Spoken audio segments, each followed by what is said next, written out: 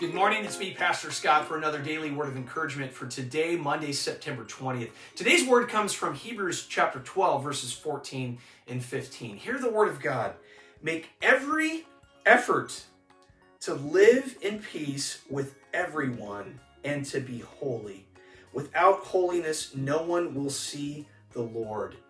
See to it that no one falls short of the grace of God and that no bitter root grows up to cause trouble and defile many. I love this opening salvo of phrases and challenges that the author of Hebrews uses. This first one, make every effort to live in peace with everyone. I'm pretty sure that we have not gone to the extreme lengths that we need to be at peace with all people. There's probably some things that we need to do, some conversations that we need to have in order to reflect God in His holiness and to be His people. So we're to make every effort to live at peace with everyone. The second phrase is especially important.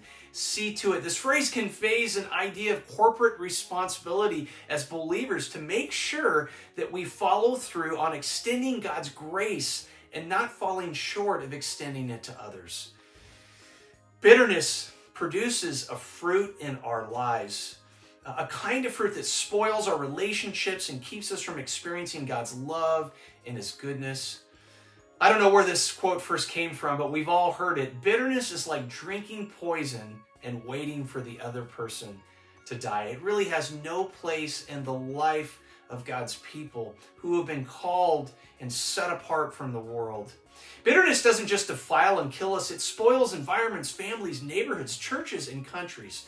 And as God's holy people, we need to be reflecting Him in all that we do and say.